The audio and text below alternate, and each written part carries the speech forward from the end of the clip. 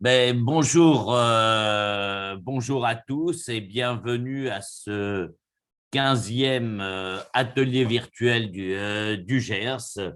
On continue la série initiée pendant le premier confinement et cette nouvelle édition des ateliers virtuels va nous permettre de faire un point après ce troisième confinement. Quels sont les enseignements que l'on peut en tirer, que s'est-il passé sur la période, et c'est ce que nous allons essayer de vous montrer.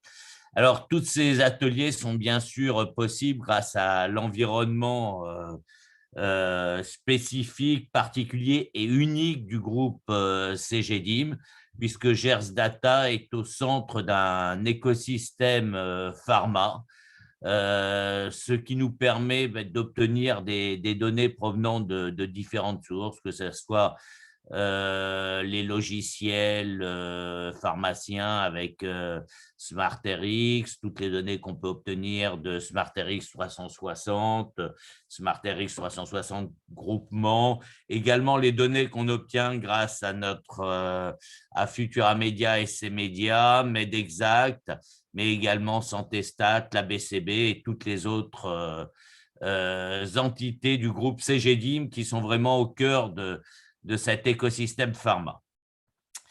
Alors, ces données sont bien sûr partagées aujourd'hui avec les autorités de santé, et ce depuis le début de cette crise, que ce soit la DGS, le ministère des Solidarités et de la Santé, l'ANSM, l'assurance maladie, mais aussi bien d'autres entités qui suivent régulièrement tous nos chiffres et nous en demandent parfois même des spécifiques. Alors, tout cela est rendu possible grâce à nos données de prescription issues de la Bastine, qui a été choisie lors des appels d'offres de l'ANSM, mais également du CEPS pour le suivi et l'analyse de la prescription en médecine générale et chez les médecins spécialistes, également les données hospitalières avec Statop et surtout aussi toutes les données d'achat et de distribution des officines qui proviennent du sell-in, de SogNow, de SogEarly, du sell-out,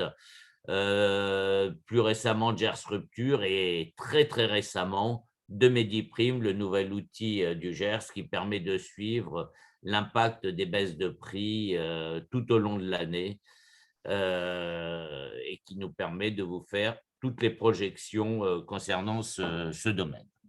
Donc voilà, donc je vais laisser tout de suite la parole à David pour faire un point sur la situation en médecine de ville et ce qui s'est passé durant ces dernières semaines. David, c'est à toi. Merci Patrick, bonjour à toutes et à tous, c'est toujours un plaisir et c'est vrai que pour ma ligne, c'est quand même mieux d'être avec vous plutôt que d'être en terrasse en train de me nourrir. Alors, qu'est-ce qui s'est passé en médecine? Alors, il faut avouer que ces analyses sont de plus en plus difficiles pour moi qui suis un peu dyslexique, puisque du coup, quand je compare à 2020, on me dit compare à 2019. Quand je compare à 2019, on me dit oui, mais du coup, ça donne quoi par rapport à l'année dernière? Donc, on a mis sur l'ensemble des analyses, ou du moins la grande majorité, en regard versus 2020 versus 2019, de manière à voir un peu ce qu'il en est par rapport à ce qu'on pourrait appeler une année allez, dite normale, qui est 2018-2019, et du coup 2020 et cette année. Alors, ce qu'on voit en médecine générale, c'est que globalement, donc semaine 13 à semaine 19, c'est de début avril à mi-mai. Donc, on est vraiment dans la même configuration que l'année passée en termes de confinement, avec certes deux manières de vivre le confinement très différentes. Là, ce qu'on peut observer, c'est que versus l'année dernière, plus 29 consultations 29% chez le médecin généraliste, qu'on soit en présentiel ou qu'on soit en distanciel. C'est plus 6 quand même par rapport à 2018-2019. Donc, on reste sur, effectivement, on retourne à un niveau de consultation plus élevé que les années passées, où on voit bien qu'effectivement, le confinement de cette année, ou l'habitude qu'on a de ce déconfinement maintenant, fait que le niveau de consultation chez le médecin généraliste est meilleur.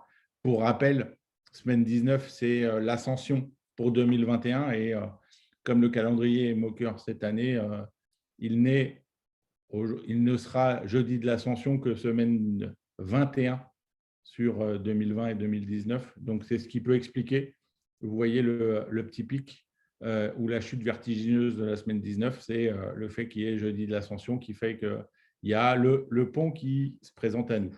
Alors, par contre, en téléconsultation, on voit qu'on est arrivé on est arrivé, ça fait quelques mois déjà, mais du coup, on est vraiment à un niveau plancher sur la téléconsultation, 6% des consultations, et c'est ce qu'on observe depuis la fin du confinement de l'année dernière. Donc, c'est en termes de volume un tiers de ce qu'on avait en téléconsultation sur le mois d'avril 2020, qui était le record. Pour rappel, entre 900 et 1 million de téléconsultations par semaine, ça vous donne une idée de la volumétrie. Donc, on voit un usage équilibré de la téléconsultation. On a encore effectivement des marques à prendre par rapport à cet usage de distanciel versus présentiel, mais on est vraiment sur ce plateau. Alors, en termes de consultation, et si on regarde non pas par rapport à 2020, mais par rapport à 2018-2019 sur les mêmes semaines, sur les spécialités, qu'est-ce qu'on observe? Pneumologue, forte croissance sur ces dernières semaines, plus 12% sur les deux par rapport à il y a 2 ans. Donc, beaucoup plus de consultations cette année. Également en gastro, plus 4 et plus 6 depuis le début de l'année. Par contre, vous pouvez voir gynéco, rhumato et psychiatre, on est en fort recul par rapport aux années passées. Donc, on a quand même un peu de soubresaut en termes de consultation sur certaines spécialités. Et donc, il y a un rééquilibrage aussi à faire, une présence de la téléconsultation, un essor de la téléconsultation qui n'est pas encore tout à fait opérationnel sur l'ensemble des spécialités de ville. Mais on voit effectivement pneumologue, forte croissance par rapport aux dernières années, comme le gastro. Par contre, fort recul sur certaines spécialités. Alors, le Covid, vous savez qu'on a mis en ligne sur le site de CGDIM et sur le site de Maya le suivi de la vaccination des doses d'Astra. Ce qu'on observe, c'est que ça continue, même si ça a eu un plateau sur médecins généralistes et pharmaciens. On a dépassé le 1,2 million de consultations en pharmacie. On est à 900 000, quasiment 1 million aussi chez le médecin, avec l'arrivée des deuxièmes injections. La forte question qui va se poser, c'est les vaccinations, les primo-vaccinations de maintenant. Où est-ce que vont avoir lieu les deuxièmes vaccinations? Aujourd'hui, les règles sont claires. C'est là où vous avez fait, où l'ensemble des Français ont fait les premières vaccinations. Donc, on va voir ce que ça va donner avec les vacances de juillet-août sur le nomadisme et quel impact potentiellement sur les pharmacies de balnéaires ou de vacances.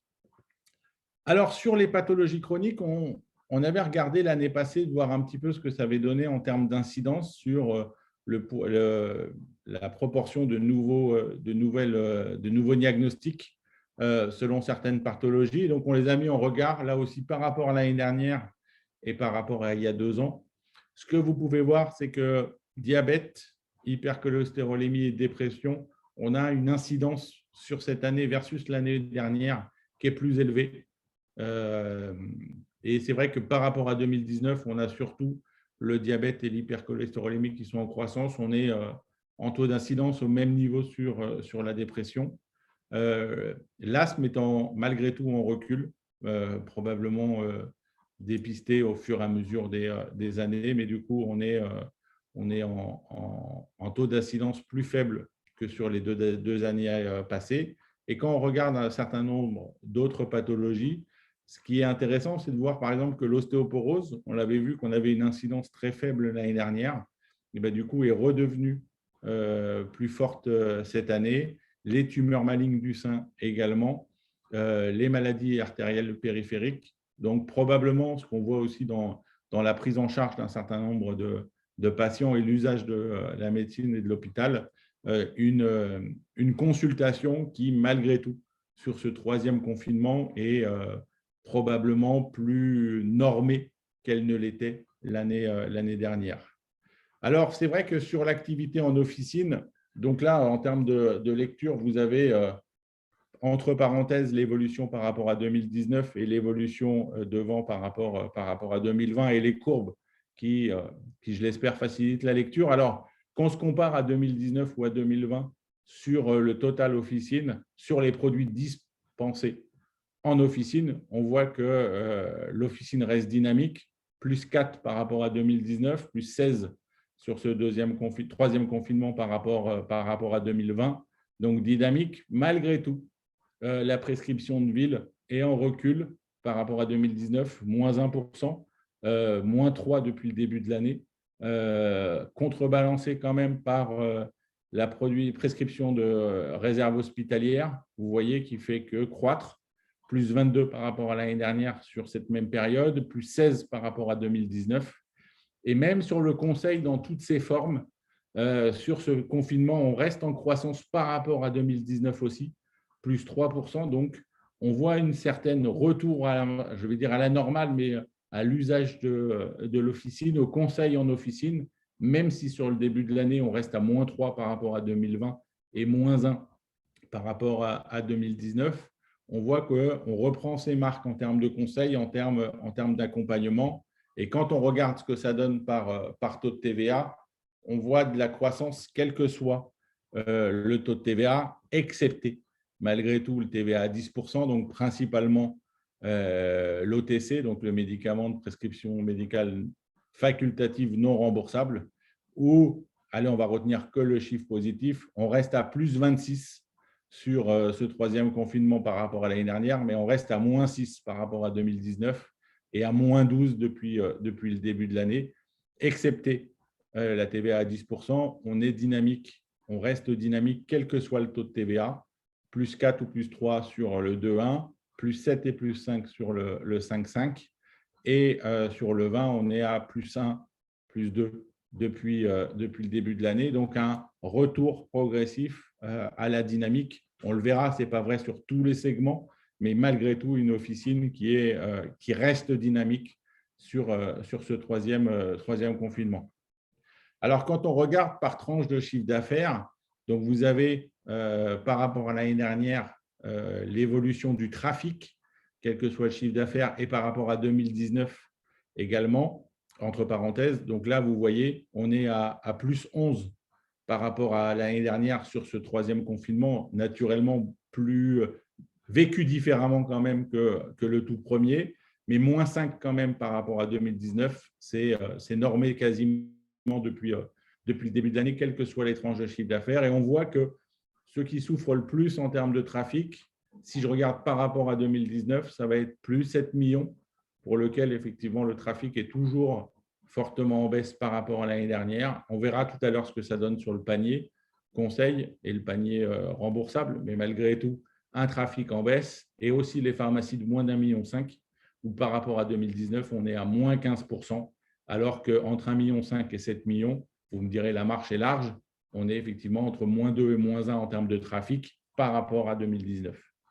Et quand j'abordais le conseil, quand on regarde le CA généré par une ordonnance ou par le conseil en pharmacie sur avril par rapport aux autres années, vous pouvez voir une légère baisse quand même du panier sur avril par rapport à l'année dernière, même si effectivement, par contre, le trafic a repris un peu de couleur par rapport à l'année dernière.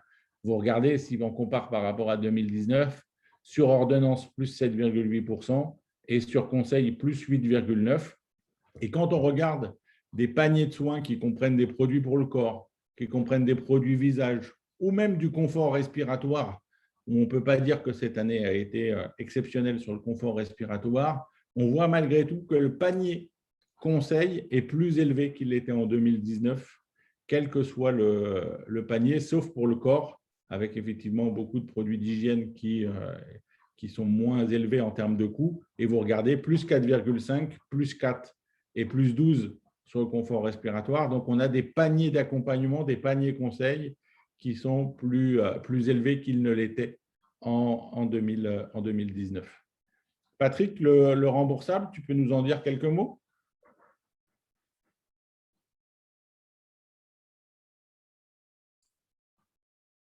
Je crois que j'ai perdu mon boss, moi. Mais le volume. Il ne faut pas lui en vouloir, c'est le premier Zoom. J'avais coupé le son, donc excusez-moi. Donc, sur le médicament remboursable, on retrouve un peu ce que David vous a présenté en termes de trafic et d'activité à l'officine. On voit, slide suivante, que en fait, les achats de médicaments remboursables, on a pris le même parti, c'est-à-dire de comparer mai 2020 à avril 2021 versus l'année d'avant, donc le dernier cumul mobile, à la fois en unité et en CA. Et on voit que sur toute la période, en chiffre d'affaires, l'évolution est positive. Elle est encore plus forte sur les 4 derniers mois de l'année, alors qu'en unité, on a une baisse à la fois en cumul mobile et sur les 4 premiers mois de l'année. Alors, on va voir comment cela se traduit justement au niveau de toutes les classes. Alors, quand on prend le top 10 des classes en chiffre d'affaires, on retrouve globalement les mêmes classes. Donc, les antinéoplasiques inhibiteurs de la protéine kinase, qui est vraiment la classe la plus importante en chiffre d'affaires, hein, qui représente plus de 9% de part de marché, et qui a eu à la fois une évolution versus 2020, plus 9%, mais également une très forte évolution versus 2019, plus 28%. On retrouve la même chose avec les inhibiteurs directs du facteur 10A, plus 15% par rapport à 2020 et plus 40% par rapport à 2019. Ensuite, ce que l'on peut voir, c'est qu'on a 2 classes parmi les 10 premières qui sont en recul à la fois versus 2020 et versus 2019. C'est les antiviraux du VIH et les analgésiques non narcotiques antipyrétiques. Donc ça, on l'avait vraiment constaté pendant tous ces ateliers virtuels, et ça l'est maintenant aussi sur une classe comme les antiviraux. Vous voyez que les autres classes, elles, sont très dynamiques et apportent vraiment une croissance sur les deux périodes. Alors, quand on regarde maintenant les top 5 des contributeurs à la croissance ou à la décroissance, ben la L01H est la classe qui contribue le plus à la croissance, avec une croissance de 9%, mais en valeur absolue, cela représente par rapport à 2020 plus près de 150 millions d'euros de chiffre d'affaires supplémentaires. Les produits de la fibrocystique, qui ne sont pas, eux, dans le top 10 des classes, mais ont une très, très forte croissance, plus 140%, et ça représente aujourd'hui 127 millions d'euros de chiffre d'affaires. On verra tout à l'heure dans les produits. Les inhibiteurs de l'interleukine, croissance de 32% avec 113 millions de différentiel par rapport à 2020. Les inhibiteurs directs du facteur 10A, 104 millions et plus 15%. Comme les antagonistes des hormones cytostatiques, donc plus 15% de croissance et 77 millions de chiffre d'affaires additionnel. Donc, au global, ces 5 classes contribuent pour une croissance de 570 millions. À l'inverse, slide suivante, les 5 classes qui contribuent à la décroissance pèsent pour moins 224 millions sur la période, et on retrouve les antiviraux de l'hépatite à moins 63 millions, moins 26%, la N02B avec moins 50 millions et moins 8%, les pénicillines, les autres antibactériens, les agonistes B2 et corticoïdes, qui sont tous en fort recul, moins 34, moins 27, moins 8%, et également, bien sûr, avec un recul en chiffre d'affaires. Alors, quand on regarde maintenant les produits qui sont qui sont dans le top 10, on voit des situations un tout petit peu différentes. Bon, on a Eliquis de BMS, qui est un inhibiteur direct du facteur 10A, qui représente un chiffre d'affaires à fin avril de 471 millions et qui a une évolution de 23% par rapport à 2020 et 64% par rapport à 2019. Dans les autres très fortes progressions, on a Imbruvica, qui a progressé de 21% en 2020 et 43% par rapport à 2019, hein, toujours ce comparatif par rapport à 2020 et 2019. Zytiga, plus 13 et plus 31%, et Xtandi de chez Astellas, plus 11 et plus 26%. En revanche, on a deux produits qui sont en recul, Humira, qui a été génériqué, puis le Doliprane, dont on a vu depuis quasiment le début du premier confinement le recul, ce qui est lié essentiellement à la limitation de la délivrance, puis à l'absence un peu de pathologie qui a fait que ce sont des produits qui ont souffert. Alors, quand on regarde maintenant, slide suivante, les marques en croissance ou en décroissance sur les 12 derniers mois. Donc, on a dans les contributeurs à la croissance, dans les 5 premiers produits, ils pèsent pour plus 386 millions. On a Orkambi, donc produit de la fibre cystique, à plus de 114% d'évolution, 125 millions de croissance. Ensuite, on a des produits qui ont une croissance moins forte, mais néanmoins quand même très significative. Eliquis, encore plus 23%. Tagrisso, plus 70%. Et on retrouve des produits à hauteur d'à peu près 20%, Elea et Imbruvica. Dans les contributeurs à la décroissance, là, on a la norditropine Nordiflex, qui est une hormone de croissance, qui est à moins 86%. On a Ibrance, qui est un antinéoplasique inhibiteur de la protéine kinase, qui est à moins 10%. On a Exforge à moins 72%, la Piostacine à moins 32% et l'Epclusa à moins 29%. Donc, des produits qui pèsent en décroissance pour plus de 160 millions d'euros de chiffre d'affaires par rapport à 2020. Alors, quand on regarde maintenant le top 10 des laboratoires sur l'année écoulée, donc on retrouve à la première place Novartis, mais qui est en recul très léger par rapport à 2020, on va dire qu'il est stable, en léger recul par rapport à 2019. On a également Sanofi qui est en recul et par rapport à 2020 et par rapport à 2019, donc avec moins 6 et moins 8%. Et il y a deux autres laboratoires qui sont en recul sur l'année 2020, c'est Pfizer à moins 5% et Sandoz à moins 3%.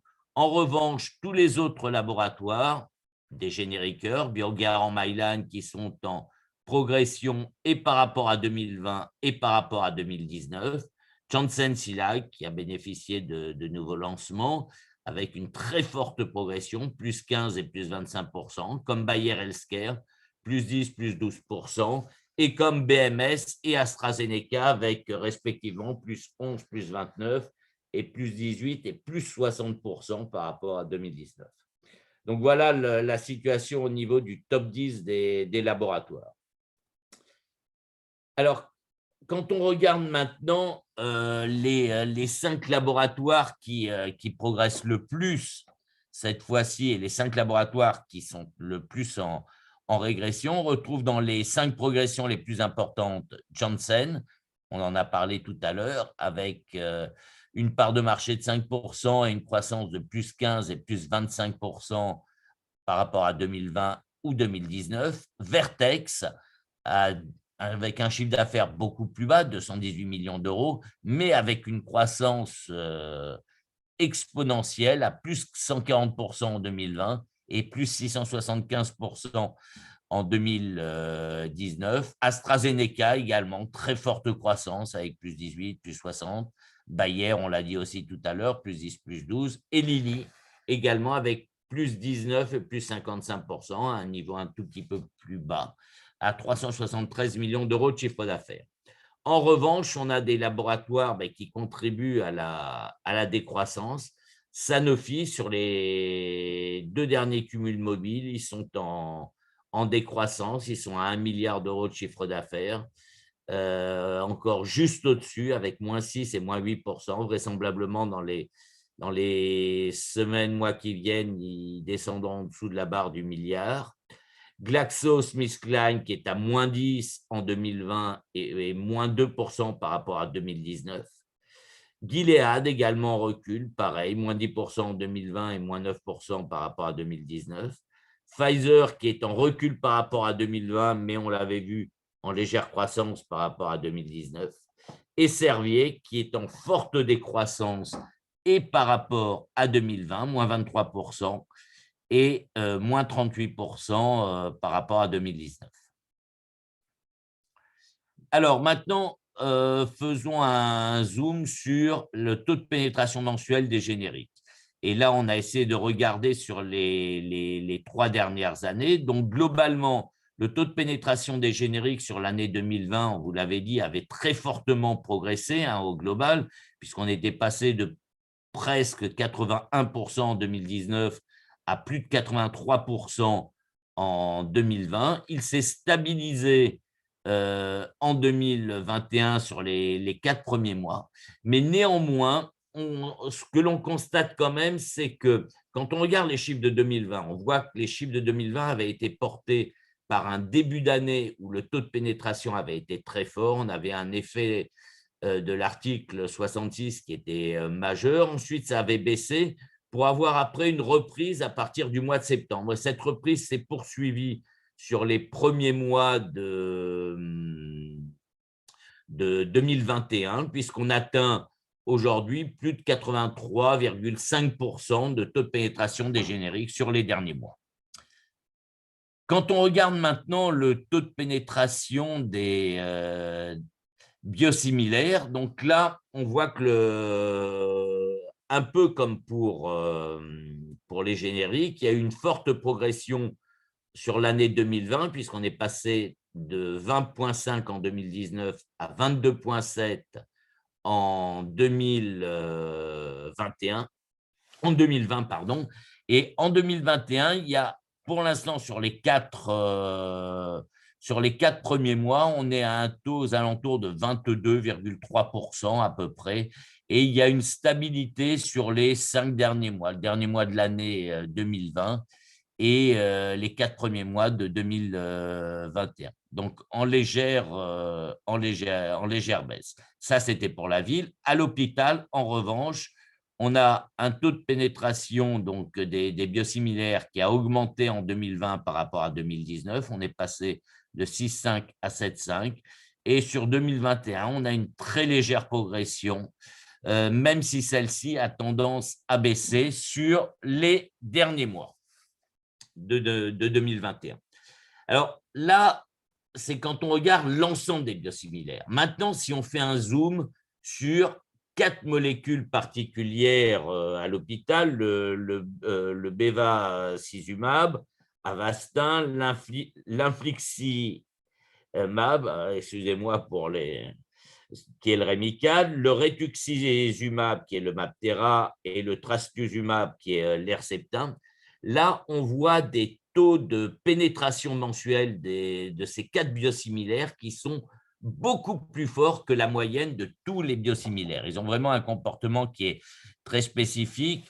La slide précédente était très influencée notamment par le poids du Lovenox qui était très très fort, alors que là, en revanche, sur ces 4 molécules, le taux de pénétration des biosimilaires est extrêmement fort. Il a été beaucoup plus fort sur toute l'année 2020 par rapport à 2019, 72% contre 63%, et sur les 4 premiers mois de 2021, la progression continue à se faire puisqu'on atteint des taux supérieurs à 83, 84, voire 87% presque en mars.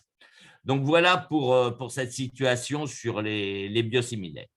Quand on regarde les variations de prix, ce qui s'est passé sur les 4 premiers mois de l'année, donc là, on voit les impacts des changements de prix brut à avril 2021. Alors, on vous l'a fait avec 2 valorisations différentes de prix, soit en PFHT, soit en économie sécurité sociale.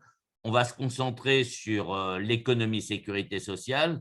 En ville, on voit qu'en exécution, on a déjà engrangé depuis le début de l'année moins 77 millions. Les pouvoirs publics ont engrangé 77 millions d'effets baisse de prix. La prévision sur la fin de l'année est de moins 175 millions, ce qui fait un total de moins 252 millions pour la ville. Pour l'hôpital, là, on est en prix de vente hors taxe. On a moins 55 millions d'exécution et moins 89 millions de prévisions, soit un total de moins 144 millions. Ce qui veut dire qu'à fin avril, on a 131 millions d'exécution et 265 millions de prévisions. ce qu'il est pensé qu'on va avoir un atterrissage en prix brut, je précise bien en prix brut, de moins 396 millions. Donc, très loin de l'objectif 2021 de la loi de finances de début d'année qui était d'un rendement de 640 millions d'euros en prix net.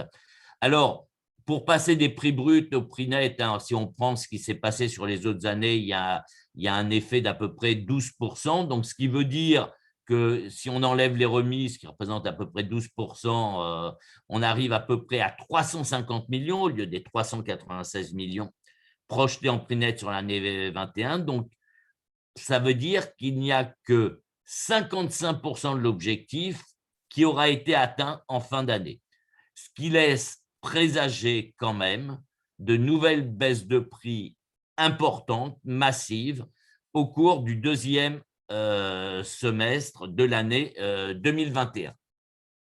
Donc voilà pour la situation sur les baisses de prix. En ce qui concerne les ruptures, ben, toujours une situation qui s'améliore et avec un nombre de présentations en rupture qui est maintenant, on va dire, constant, à moins de 1000 présentations en rupture, ce qui est quand même une très belle situation et surtout qui est le reflet d'efforts très importants menés par l'industrie du médicament pour gérer au mieux les stocks et éviter les ruptures auprès des patients. En ce qui concerne maintenant les tests antigéniques et les autotests, donc là, on voit que en ce qui concerne les tests antigéniques, hein, il y a eu une très, très forte augmentation, notamment dans les semaines 12-13, avant le confinement. On s'est stabilisé maintenant aux alentours de 700 000 tests antigéniques, mais dans le même temps, à partir de la semaine 15, il y a eu les autotests qui ont été mis en place au niveau de l'officine, et ces autotests ont vraiment très bien marché, puisque sur les 5 premières semaines de disponibilité de ces autotests, il y a eu plus de 1 800 000 autotests vendus en officine sur ces 5 premières semaines. Donc, vous voyez, 295 000 en semaine 15, 331 000 en semaine 16, 366 000, 427 000 et 434 000. Donc, vraiment une belle adhésion à ces autotests en officine. David, self-care et nutrition, qu'est-ce que tu peux nous dire? Que des bonnes choses. Que des bonnes choses. Alors après, c'est toujours pareil. On va dire que des bonnes choses par rapport à l'année dernière. Vous allez me dire que ce n'était pas difficile. Encore fallait-il qu'on fasse de la croissance par rapport à l'année dernière, puisqu'on avait fait quand même pas mal de décroissance. Sur la santé familiale, donc conseil en officine sur tout ce qui touche la santé, hors gel hydro, hors masque. Ce qu'on peut voir, c'est effectivement plus 14 sur ce troisième confinement par rapport à l'année dernière. Pour autant, on reste à moins 7 sur tout le marché par rapport à 2020, moins 5 par rapport à 2019, moins 2 depuis 2019. Donc, globalement, allez, on va dire à mois d'avril, début mai, quasiment dans la roue de 2019. Pour autant, on va le voir, ce n'est pas si simple. Alors, toujours le graphe surface. Et on vous a mis entre crochets l'évolution par rapport à 2019 pour voir. On voit que tous les segments, quand même, par rapport à 2020, restent globalement, mine de rien, sur ce top 10 en croissance, même si certains d'entre eux sont en faible croissance, comme les jambes lourdes, plus 2 et moins 5 par rapport à 2019. On voit les fortes hausses que sont tonus, vitalité, douleur et fièvre, malgré tout. On va avoir aussi tout ce qui est brûlure d'estomac, tout ce qui est sommeil, la constipation également. Donc, on voit bien, c'est ce qu'on évoquait quand même depuis plusieurs numéros, cette prise en charge de la santé au sens large du terme. On verra un peu ce qu'a poussé sur certains segments ce marché-là, mais un vrai retour en dynamique. Mais surtout, quand on regarde les contributeurs à la croissance, alors on vous a mis versus 2019 et versus 2020, pour regarder un peu l'équilibre des forces. Alors, vous voyez, en contribution à la croissance, on a une balance qui est quasi équilibrée. Ça faisait longtemps qu'on ne l'avait pas vu équilibrée comme ça. Plus 17 millions en croissance, moins 21 en contributeur à la décroissance. Alors, dans la croissance, on voit bien par rapport à 2019, sommeil, stress, tonus vitalité, immunité défense naturelle, douleur et fièvre et la nutrition infantile. Fort contributeur à la croissance. Contributeur à la décroissance, tout ce qui est infection, mal de gorge, rhume métagrippal, tout, douleur articulaire. Et puis mon chouchou, qui est la perte de poids. Je vais être moins ridicule à la plage, je pense, cet été, quand je vois la baisse du marché minceur. Je voulais garder pour la fin, pour regarder sur ces marchés d'été, voir un peu, messieurs, mesdames, s'il y a besoin de faire des gros efforts pour cet été. On voit quand même que le segment minceur est à moins 29 sur avril-mai par rapport à 2019. Et si on regarde quand même par rapport à l'année dernière, sur les contributeurs à la croissance, alors plus 28 millions versus moins 6, mais surtout, on voit bien douleur et fièvre, douleur articulaire qui reprend un peu de couleur, tonus vitalité, les plaies. On l'avait évoqué, l'hygiène bucco-dentaire. Je pense vraiment la proximité nez-bouche avec le masque facilite les choses, mais meilleure hygiène bucco-dentaire. Et par contre, sur les contributeurs à la décroissance, des segments qui ont été forts l'année dernière, je pense aux huiles essentielles, moins 27%, à l'assainissant, moins 43%, l'allergie est en fort recul aussi, moins 17%, puis ensuite confort respiratoire et affection buccale. Alors, quand on regarde les labos, alors passons-les rapidement sur le top 20 des labos par rapport à 2019 sur ce troisième confinement. Alors, on voit que ça reste difficile quand même pour beaucoup de laboratoires, que ce soit Sanofi, que ce soit Pierre Fabre, que ce soit Procter, que ce soit J&J, GSK, Perrigo, Bausch & Lomb. On voit très difficile. Bayer Healthcare reste dynamique par rapport à 2019. Mylan également, Hartmann, Nutergia et Menarini. Mais on voit que par rapport à 2019, pour un certain nombre de laboratoires, c'est compliqué. On voit la Coopère quasiment au même niveau que l'année dernière, qu'il y a 2 ans. Et quand on regarde par rapport à l'année dernière, on peut le dire, effectivement, certains d'entre vous reprennent un peu de couleur. Alors, vous allez me dire, on avait tellement perdu, mais ça fait toujours plaisir de voir que ce n'est pas une fatalité, que ça reprend des couleurs. Et on voit sur le top 20 des laboratoires, seuls 3 laboratoires sont en décroissance par rapport à l'année dernière. Et donc, effectivement, un rythme à reprendre pour se recaler entre 2020 et 2019. Alors, on a fait un point sur les probiotiques. Je reviendrai tout à l'heure sur un autre segment de marché. Mais du coup, probiotiques, on voulait regarder tout probiotique confondu à ingérer, que ce soit du lait ou que ce soit complément alimentaire ou dispositifs médicaux, de voir un peu la dynamique.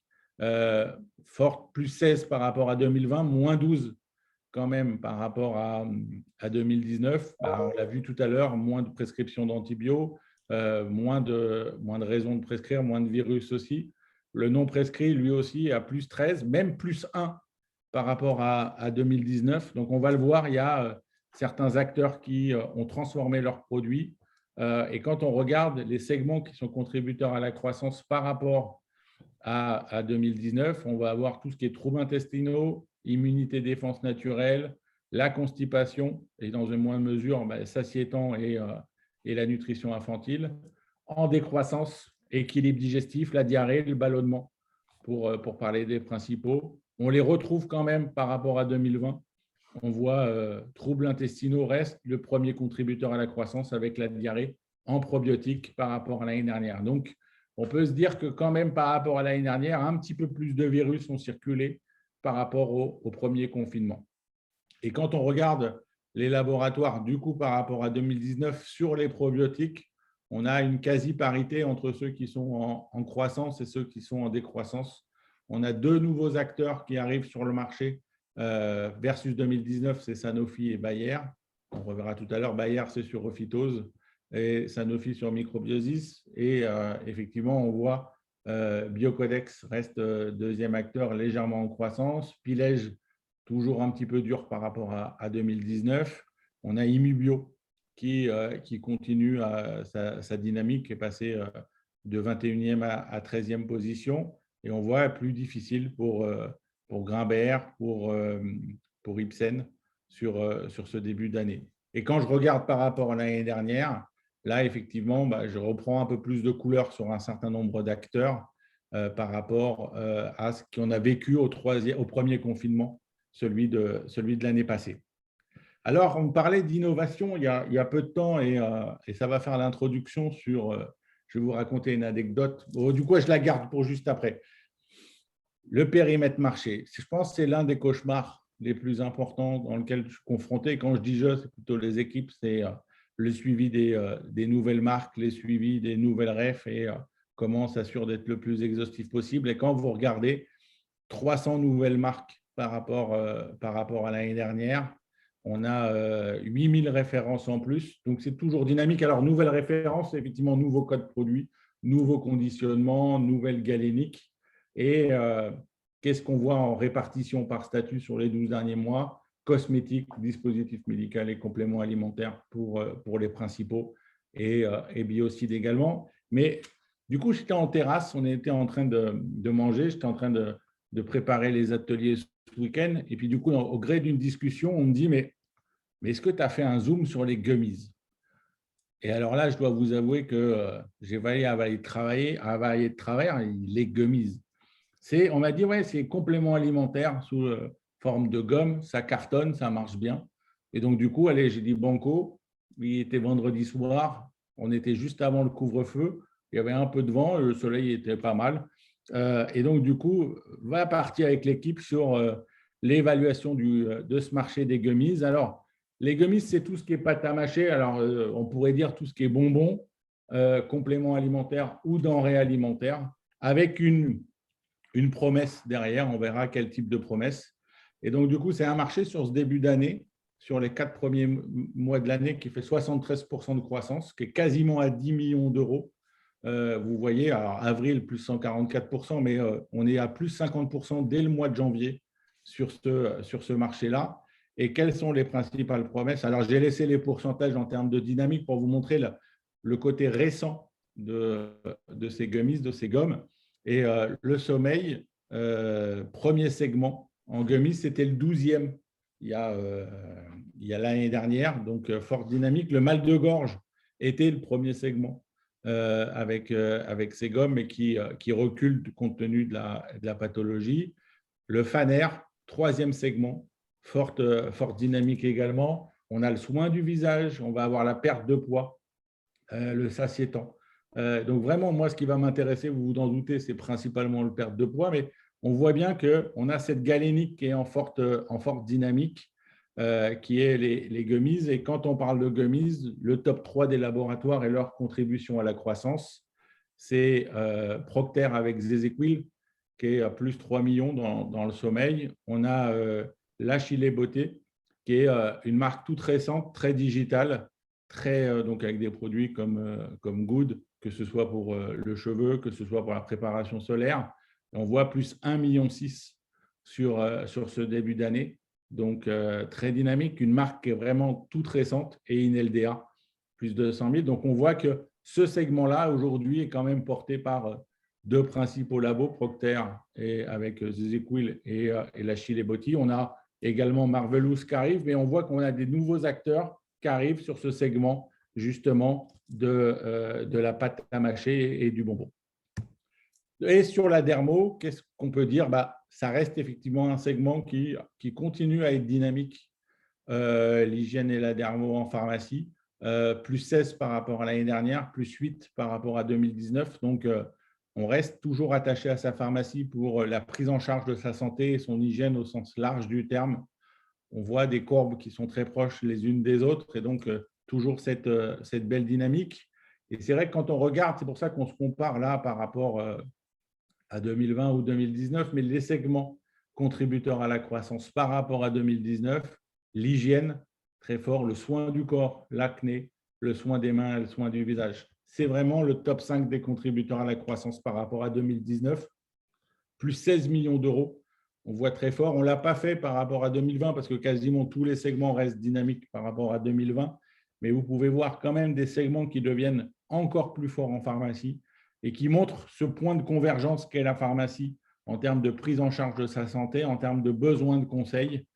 Et contributeur à la décroissance, c'est effectivement beaucoup plus dans l'image qu'on va produire. Donc, c'est les amincissants, c'est le maquillage, c'est le soin des lèvres, c'est le homme, c'est le nettoyage du visage, mais surtout l'amincissant et le maquillage qui sont en fort recul par rapport à il y a 2 ans.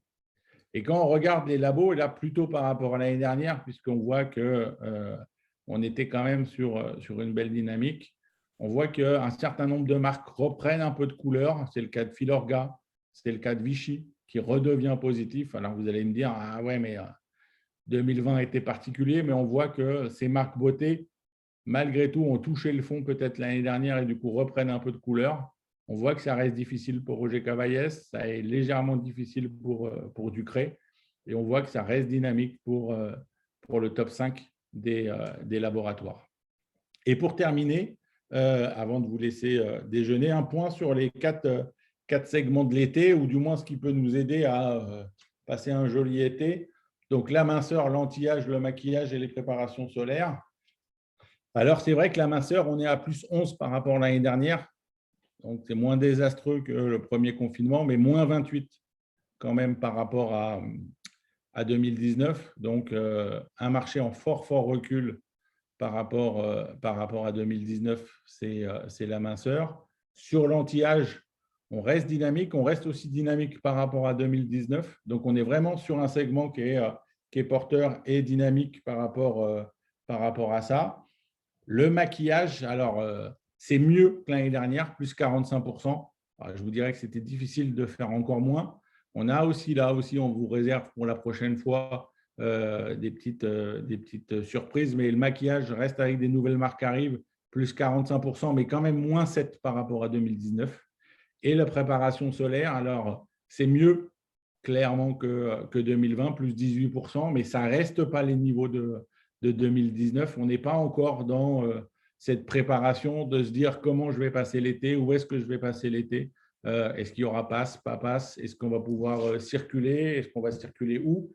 Donc, c'est vrai qu'il y a encore ces questionnements-là et du coup, préparation solaire reste, que ce soit dermo ou complément alimentaire, à plus 18 par rapport à 2020, mais pour autant, moins 14 depuis 2019. Donc voilà, on a été encore ravis. Peut-être Patrick, tu veux donner les dates du prochain atelier avec Alors, surprise. merci David. Merci tout d'abord à vous tous pour votre encore très nombreuse participation. Et nous vous proposons de vous retrouver le 22 juin, donc pour notre prochain atelier. Donc, on fera surtout un point sur les effets du déconfinement et est-ce que ce que l'on a constaté sur ces dernières semaines se confirme, s'amplifie et voir tout cela. Un grand merci aussi à toutes les équipes du GERS pour leur apport pour la préparation de ces ateliers et à Christelle Lefebvre ainsi que Stéphane Berntier pour toute la partie technique qui nous permettent de réaliser ces ateliers dans les meilleures conditions. On vous souhaite une très belle journée et à très bientôt pour l'atelier numéro 16. Au revoir.